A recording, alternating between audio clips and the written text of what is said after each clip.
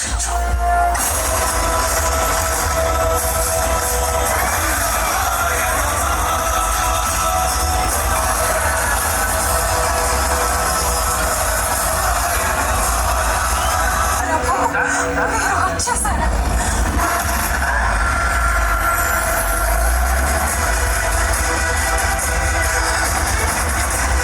నేనిక్కడ ఉండగానే భూమిని ఎత్తుకెళ్లే సాహసం చేస్తావా? అడవి పంది, నిన్ను చూస్తుంటే అసహ్యంగా ఉంది.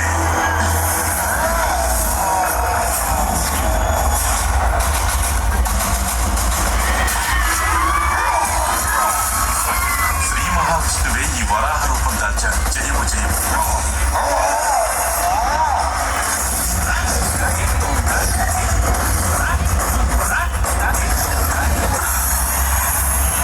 సంభవం.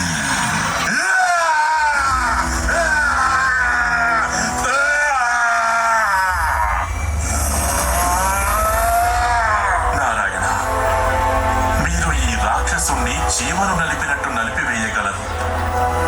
మరి ఎందుకు ఈ రాక్షసుడితో ఇలా యుద్ధం చేస్తున్నారు? దయచేసి ఈ రాక్షసుడిని సంహరించి శాంతిని ప్రసాదించండి.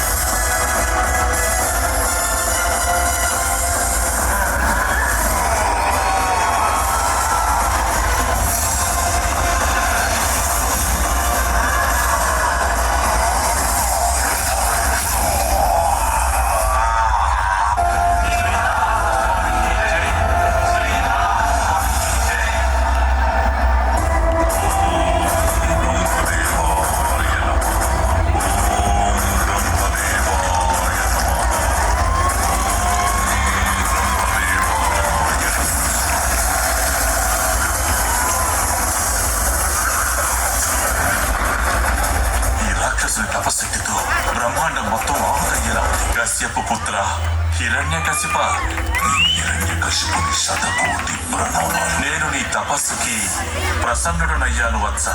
కోరుకో, నీకే వరం కావాలో కోరుకో. అన్నీ కావాలి.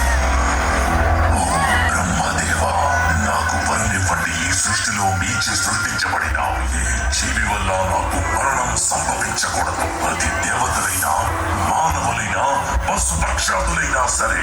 నా మరణం పగలు గాని రాత్రి గాని, నా మరణం గృహం లోపల గాని గృహం వెలుపల గాని శక్తివంతుడైన పురుషునిగా మారే బలాన్ని నాకు ప్రసాదించండి బ్రహ్మదేవా. నేను అఖండ శక్తివంతున్నా కాదే. ఇటువంటి వరాన్ని ఇప్పటి వరకు నేను ఏ భక్తుడికి కూడా ఇవ్వలేదు. అయినప్పటికీ ఒకటి మాత్రం నిజం, నీవు చేసిన విధంగా ఘోరమైన తపస్సు ఇంతకు మునుపెవ్వరూ సృష్టిలో చెయ్యలేదు. ఇక మీదట భవిష్యత్తులో చెయ్యబోరు. తథాస్తు. నేను చిరంజీవినయ్యాను, అమరుడనయ్యాను, భగవంతునిగా మారిపోయాను. ఈ హిరణ్యకశిపుడే భగవంతుడు.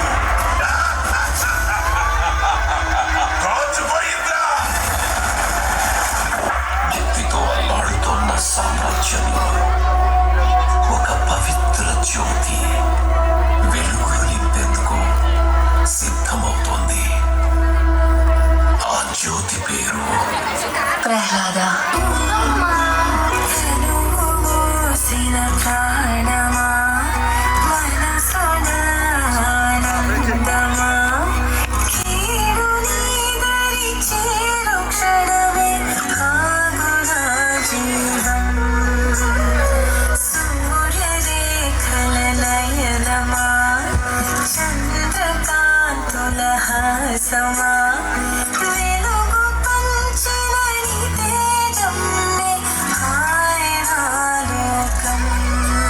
ప్రణామాలు తండ్రి. పుత్ర, ఈ రోజు నా ఒడిలో కూర్చున్న నీవు రేపు ఆ సింహాసనాన్ని అధిష్ఠించాలి. కనుక చక్రవర్తిగా పోయే ఈ చిన్నారి రాకుమారుని వివేకానికి, సామర్థ్యానికి ఒక చిన్న పరీక్ష పెట్టబోతున్నాను. అవశ్య తండ్రి గారు. నాయన ప్రహ్లాద, గురుకులంలో నీవు ఏ విద్యలైతే అభ్యసించావో వాటి ఆధారంగా చెప్పు. రాజంటే ఎలా ఉండాలి? నాన్నగారు, రాజులు ఎలా ఉండాలంటే పక్షపాతం వహించకుండా సమన్వయం కలిగి ఉండాలి. ప్రజలను తన సంతానంగా భావించి వారి సుఖాలను తమ సుఖాలుగా, వారి దుఃఖాలను తమ దుఃఖాలుగా భావించాలి. రాజు కేవలం తన రాజ్యం మాత్రమే కాదు, తన ప్రజల మనసుల్ని కూడా అతను పరిపాలించాలి. నాన్నగారు, ఆహా, ఎంతో బాగుంది. వివేకంతో కూడిన నీ మాటలు వింటుంటే నాకు ఎంతో సంతోషంగా ఉంది. తప్పకు రాజు ప్రథమ కర్తవ్యం ఏమిటంటే అతను పరమ పురుషుడైన భగవంతుని పట్ల తన ప్రజలలో భక్తిని పెంపొందించాలి. సర్వశక్తిమంతుడు సృష్టిని పోషించే ఆ పురుషోత్తముని అందరూ పూజించేలా చేయాలి తండ్రి. ఆయనే శ్రీ మహావిష్ణువు. అజ్ఞానం, అహంకారం, మోహమాయల్లో పడిపోయే కోటాను కోట్ల జీవులు ఈ లోకంలో అంతులేని భవసాగరంలో మునిగి తేలుతున్నాయి. ఈ స్థితిలో వాటన్నిటికీ విష్ణువనే నావ ఆశ్చర్యం కలిగిస్తే అవన్నీ ఎంతో సునాయాసంగా భావసాగరాన్ని. ఇకపై ఏ విష్ణు భక్తుడు గురుకులంలోకి చొరబడకుండా జాగ్రత్త వహించండి.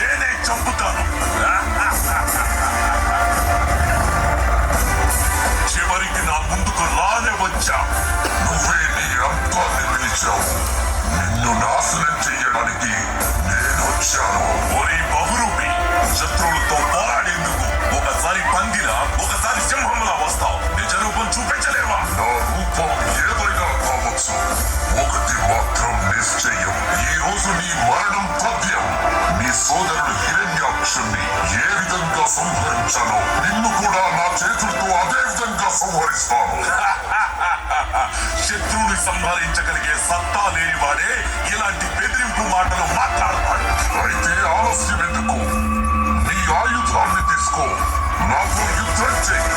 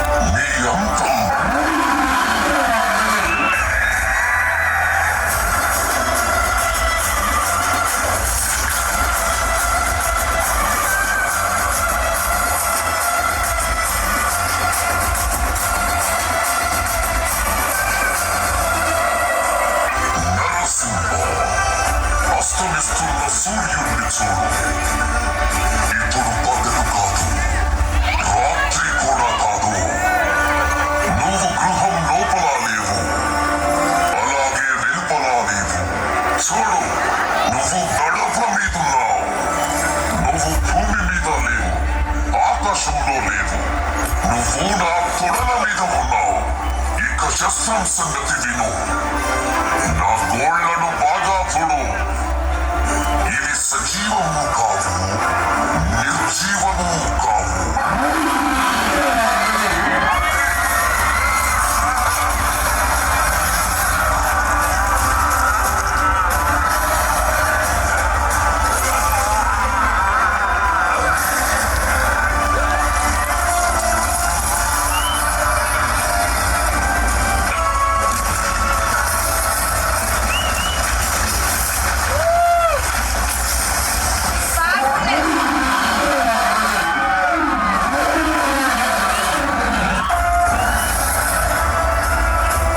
ఎవరి కోసం ఆయన ఈ ఉగ్ర రూపాన్ని దాల్చారో అతనే ఆయన క్రోధాన్ని తగ్గించగలడు. నాయన ప్రహ్లాద, దయచేసి నీ ప్రభు క్రోధాన్ని శాంతింపచేయి. దయచేసి శాంతించండి ప్రభు. చూడండి, అందరూ ఎలా భయపడుతున్నారు. హే ప్రభు, శాంతించండి.